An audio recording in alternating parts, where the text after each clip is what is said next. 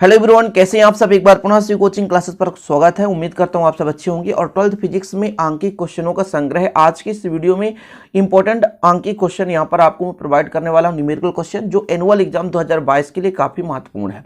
ये पार्ट 1 है। इसके बाद भी मैं पार्ट 2, 3 मतलब 2-3 वीडियो ऐसे लाऊंगा जिसमें से संपूर्ण आंकिक क्वेश्चन, सिमिलर क्वेश्चन आपको मैं प्रोवाइड कर दूंगा ताकि आप लोगों को दिक्कत ना हो सके एनुअल एग्जाम में। आपका टारगेट है अच्छे अंक लाने के लिए, तो आपको न्यूमेरिकल भी सॉल्व करना पड़ेगा। यदि आपसे न्यूमेरिकल नहीं बन रहा है तो फिर आप नहीं कर पाएंगे। और जो भी टॉपिक पर आपको डाउट हो प्लीज एक बार सर्च कर लिया करो। शिव कोचिंग क्लासेस डाल दोगे, कोई भी टॉपिक मिल जाएगा। व्हाट्सअप में आप लोग क्वेश्चन भेजते हो तो प्यारे बच्चों मैं खुद कुछ स्ट्रेटजी सोचता हूं कि आपके लिए कुछ नया करूं, और आप लोग क्वेश्चन भेजोगे तो मैं सॉल्व नहीं कर पाता हूं, क्योंकि मुझे एक नए वीडियो बनाने के लिए मुझे भी कंटेंट तैयार करना पड़ता है कि हाँ मैं ऐसे क्वेश्चन सिलेक्टेड आपको दूं ताकि एग्जाम में हो सके तो ये प्रश्न आ जाए। शुरू करते हैं। पहला क्वेश्चन है आपका आज का। लेंस की क्षमता देके रखी है -2.5 डायऑप्टर। तो लेंस की प्रकृति तथा फोकस दूरी बताना है आपको। ठीक है, तो चलिए हल करते हैं प्यारे बच्चों। हल में आपको दिया है, क्या दिया है, देके रखा है लेंस की क्षमता दिया है। क्या दिया है? लेंस की क्षमता। लेंस की क्षमता, लेंस की क्षमता कितनी है? तो भैया -2.5 डायऑप्टर। ये ठीक है। अब आपको पता है कि फोकस दूरी का और आपके क्षमता का संबंध क्या होता है। यदि मैं कह दूं फोकस दूरी जो होता है वो क्षमता से किस प्रकार 1/d, या हम यहाँ पर ऐसा भी लिख सकते हैं F बराबर 1/d। डी क्या है? क्षमता है। इसको ऐसे लिख सकते हैं 1/, क्षमता। डायऑप्टर डी से दर्शाते हैं, इसलिए हमने डी लिख दिया। फोकस दूरी हमको निकालना है। फोकस दूरी को स्मॉल f से दर्शाते हैं। क्षमता हमें पता है प्यारे बच्चों कितना है, -2.5। इसको कैलकुलेट करेंगे जब हम दशमलव हटाएंगे। ध्यान दीजिएगा, दशमलव हटाएंगे तो ऊपर अपना आ जाएगा 10, और 10 कितना हो जाएगा 25। दशमलव हटाएंगे तो 1 0 ऊपर चला जाएगा। इतना क्लियर है। अब इसको यदि हम सेंटीमीटर में बदलना चाहें, ये आपके पास मीटर में है, इसको यदि हम सेंटीमीटर में बदलना चाहें तो आपका हो जाएगा 10/25। ये माइनस है तो माइनस रहने देना। सेंटीमीटर में बदलने के लिए 100 का हम क्या करेंगे, गुणा कर देंगे। अब इसको काट दो। 5 25, 5 दूना 10। ठीक है, 5 एकम 5, फिर यहाँ से कट जाएगा 5 दूना 10, और 20 दूना 40, यानी -40 सेंटीमीटर। ये सेंटीमीटर में बदल गया, कन्वर्ट हो गया। तो आपका आ गया फोकस दूरी -40 सेंटीमीटर। आगे बोला है फोकस दूरी ज्ञात करो और प्रकृति ज्ञात करो। तो प्रकृति, चूंकि फोकस दूरी ऋणात्मक है अतः लेंस कैसा होगा, अवतल होगा। ठीक है, चूंकि यहाँ पर लिख लो, चूंकि फोकस दूरी ऋणात्मक है, चूंकि फोकस दूरी ऋणात्मक है, इसलिए लेंस जो होगा वो कैसा लेंस होगा, अवतल है। क्या है? अवतल है। ओके, यदि पॉजिटिव आ जाता तो उत्तल मानते। ये क्वेश्चन पूछा था, देख सकते हैं, और मैंने सॉल्व कर दिया। बिल्कुल सिंपल है। लेंस की क्षमता देके रखी थी, आपको प्रकृति निकालना था और फोकस दूरी। देखो छोटे क्वेश्चन है, 3 अंक में पूछा जाएगा, आप आसानी से कर सकते हैं। अगला क्वेश्चन है आपका दूसरा। देखिए, वायु के सापेक्ष कांच का अपवर्तनांक 3/2 है। तो कांच वायु के जोड़े के लिए क्रांतिक कोण ज्ञात करना है, मतलब क्रांतिक कोण निकालना है, IC का मान निकालना है। चलिए हल करते हैं। सिंपल है, छोटा सा क्वेश्चन है। पहले दिया क्या है? दिया है वायु के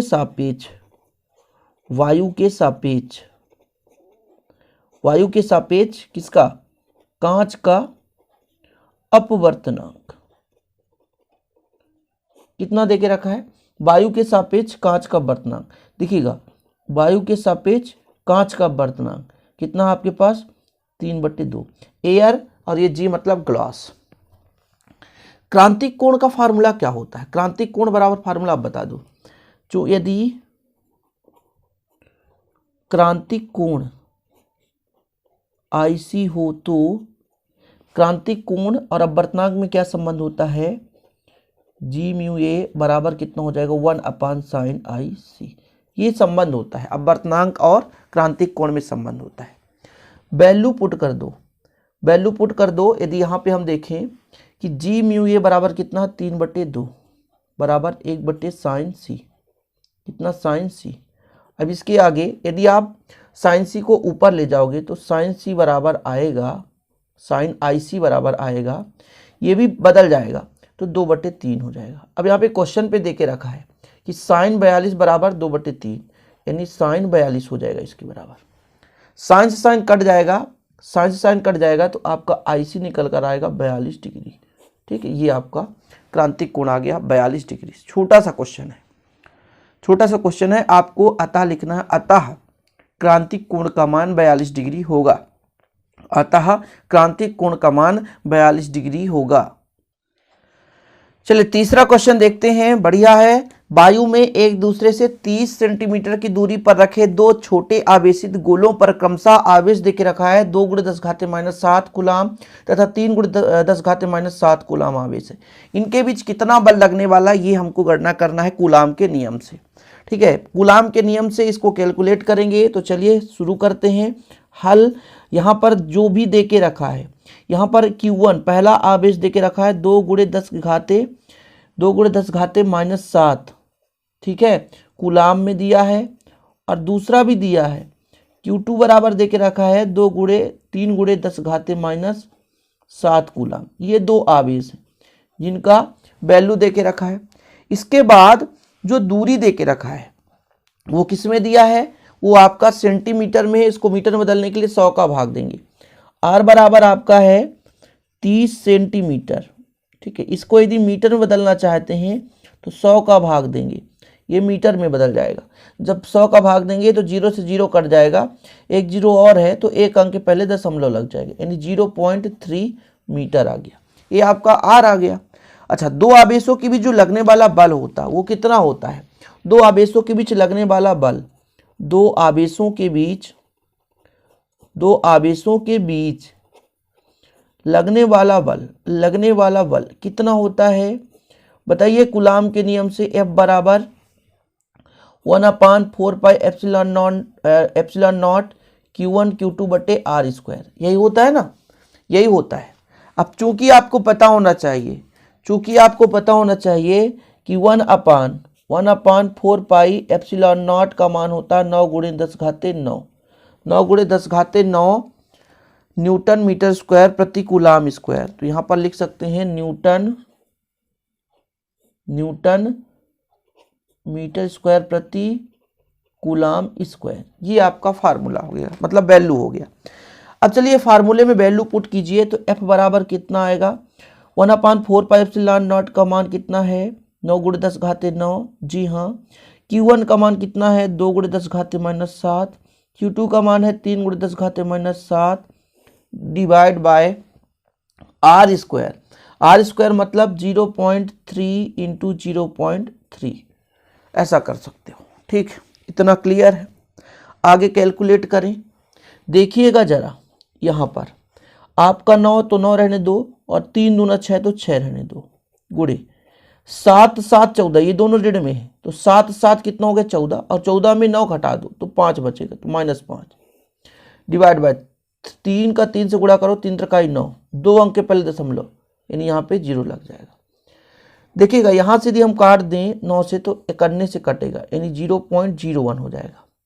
और जब हम दशमलव हटाएंगे तो उतने 0 का ऊपर मल्टीप्लाई कर देंगे, यानी 10⁻5 है तो यहाँ पर दशमलव के बाद 2 अंक है तो 2 0 ऊपर बढ़ा दें। अब इसको कैलकुलेट कर दो, तो आपका आंसर आ जाएगा। तो कैलकुलेट करोगे तो F बराबर कितना हो जाएगा 6 गुणे ये 5 माइनस में 2 प्लस में है तो माइनस में प्लस वाला घट जाएगा 10⁻³ न्यूटन आ चुका। देखो कैलकुलेशन बता दिया, सिंपल है। अतः दो छोटे आवेशित गोलों के बीच, यहाँ पर आप लिख सकते हो जो क्वेश्चन पूछा था, अतः दो छोटे आवेशित गोलों के बीच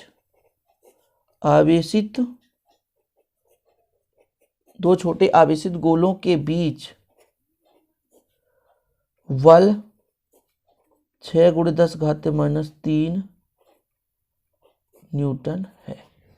इतना है, न्यूटन है या कितना बल है पूछा है तो ये आपका बल आ गया। देखो सिंपल है, यदि आप अच्छे तरीके से करते हो तो कोई भी जो आपका क्वेश्चन होता है टफ नहीं होता, बिल्कुल सिंपल है, इजी वे से आप कर सकते हो। और जो आज मैं करा रहा हूँ बिल्कुल आपको नहीं छोड़ना है। अब ऐसे थोड़ा बहुत इधर उधर अंक चेंज हो जाए तो आपसे बनना चाहिए। कैलकुलेशन आपको, मेथड आपको पता हो गया, आप सिंपल तरीके से किसी भी क्वेश्चन को कर सकते हैं।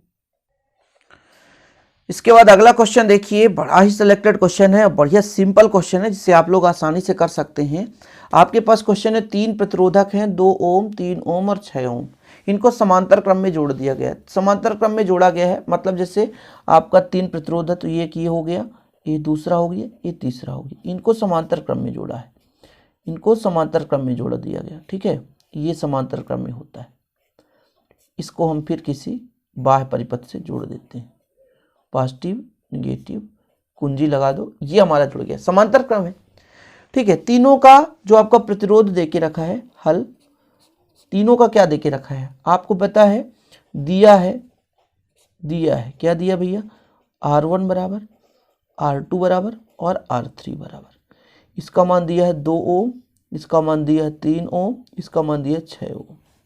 ठीक, चूंकि आपको पता है कि समांतर क्रम में संयोग है, क्योंकि प्रतिरोध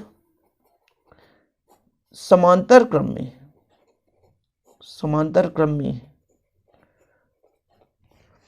इसलिए तुल्य प्रतिरोध R कितना होगा बताओ जरा। समांतर क्रम में तुल्य प्रतिरोध 1/R होता है, 1/R1 plus 1/R2 plus R हो तो ऐसा लिख दो, 1/R3 हो जाएगा। ठीक है, कैलकुलेट करो आप लोग। R की वैल्यू तो हमें पता नहीं, R फाइंड करना है। R1 2, R2 3 और R3 6। तीनों का यदि हम एलसीएम ले लें प्यारे बच्चों तो 6, 3, 2 का एलसीएम 6 ही आता है। 6 में 2 का भाग देंगे तो 3 आएगा, फिर 3 का ऊपर, 3 एक कम 3 हो जाएगा। ठीक, फिर 3 में 3 का हम 6 में भाग देंगे तो 2 एक कम 2 हो जाएगा, फिर 6 में 6 का भाग देंगे 1 और 1 का 1 से 1 कम 1, तो 6/6 बराबर 1। यानी जो R का मान आएगा वो 1 आएगा, ओम आएगा। बस सिंपल है। यानी प्रतिरोधों का जब हम समांतर क्रम संयोजन किए तो यहाँ पर आपका प्रतिरोध 1 आ जाता है। और इसी प्रकार के और क्वेश्चन आप करो। ठीक है, और ऐसे क्वेश्चन मैंने पहले भी करा, जब चैप्टर करा रहे थे, जो आपका चैप्टर कौन चल रहा था 2 है ना, प्रतिरोध वगैरह, तो वहाँ पर मैंने पूरा आपको कंप्लीट, चैप्टर 3 में है लगभग ये क्वेश्चन, चैप्टर 3 का क्वेश्चन है जो कि मैंने कराया था। उम्मीद करता हूँ ये क्वेश्चन तो आप अच्छे तरीके से समझ ही गए होंगे।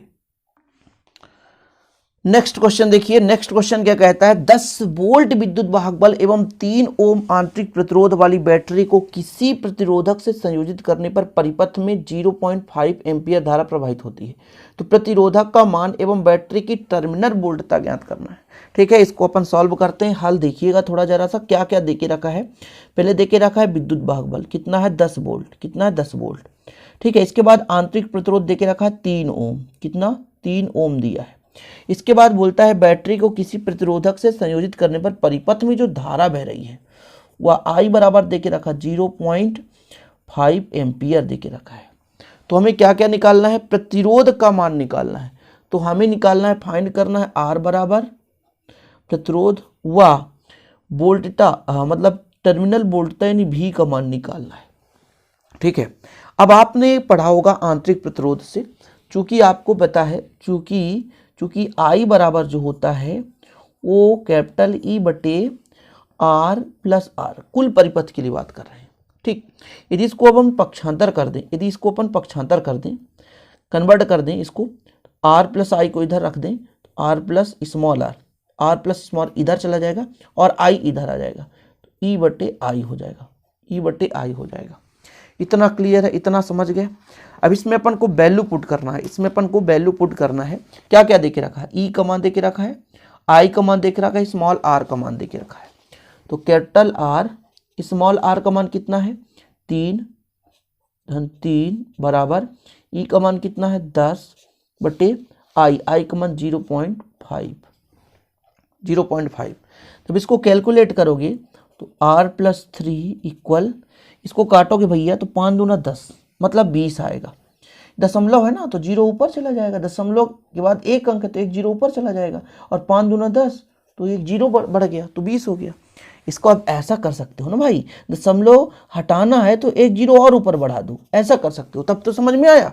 दशमलव हटाने के बाद जितने दशमलव के बाद अंक है उतने जीरो ऊपर बढ़ा देते हैं, यदि ऊपर दशमलव हटा रहे हैं तो नीचे जीरो बढ़ाएंगे, ये कंसेप्ट है इसका। यदि आप इससे आर का मान निकालो तो आर बराबर आप निकाल सकते हो 17 ओम, 17 ओम आ गया। अब आपको क्या निकालना है, टर्मिनल वोल्टता, क्या निकालना है, टर्मिनल वोल्टता। कैसे निकलेगा, V बराबर E minus I R, E minus I R. E का मान कितना है, 10 है, 10 है, चलो माइनस R का मान और I का मान।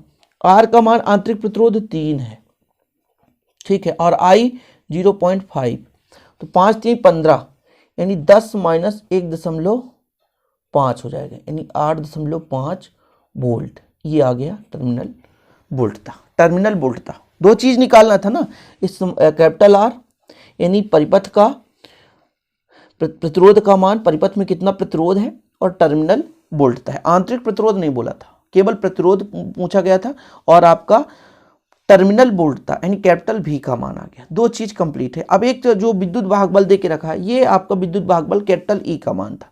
तो यदि आपको फार्मूला आता है तो आप कोई भी अंक की क्वेश्चन ये चुटकी में ही कर सकते हो और आसानी से आपसे बन भी जाएगा। तो आज मैं इतना ही प्यारे बच्चों, और जितने भी कराए मैंने आपको, आप लोग अच्छे से तैयार कर लो, और ऐसे ही क्वेश्चन मैं आपके लिए लाता रहूँगा। जैसे भी क्वेश्चन मान लीजिए मतलब आपके कोर्स में है, आने के चांसेस हैं, क्वेश्चन बैंक में है, विगत वर्ष में पूछे गए हैं, परीक्षा दिन, परीक्षा बोध या कि सेलेक्टेड क्वेश्चन, मैं ऐसे 2-3 वीडियो ला दूंगा, ताकि आप 15-20 यदि तैयार कर लेते हो तो आपके लिए एनुअल एग्जाम में बिल्कुल बड़ा इजी होगा किसी भी क्वेश्चन को करने को। और मैं गेस क्वेश्चन करा रहा हूँ। अब कुछ बच्चे कहते हैं सर आपको कैसे पता कि यही क्वेश्चन आएगा। देखो भैया, सेलेक्टेड क्वेश्चन जो विगत वर्ष से पूछे गए, ऐसे गेस क्वेश्चन करके टीचर कोई आपको देता है। अब आप लोगों के ऊपर डिपेंड करता है कि आप कितना मेहनत करते हैं, इससे संबंधित कैसे क्वेश्चन करते हो। सोल्यूशन भी दे रहा हूं ताकि आपको कहीं ढूंढने की आवश्यकता ना पड़े, आप आसानी से कर पाएं। और हाँ, टेलीग्राम चैनल पर अभी आपने नहीं जुड़ा है तो प्लीज़ डिस्क्रिप्शन पर लिंक है, जुड़ जाइए। वहाँ पर मैं इसका फोटो शेयर कर दूंगा ताकि आप लोग ज़्यादा परेशान ना हो सकें और आप आसानी से इसको लिख सकें। चलिए, वीडियो पसंद है तो लाइक करना ना भूलें, शेयर करें, सब्सक्राइब जरूर कर लें, साथ ही बेल आइकन प्रेस कर लें। मिलते हैं अगली वीडियो के साथ। जय हिंद, वंदे मातरम।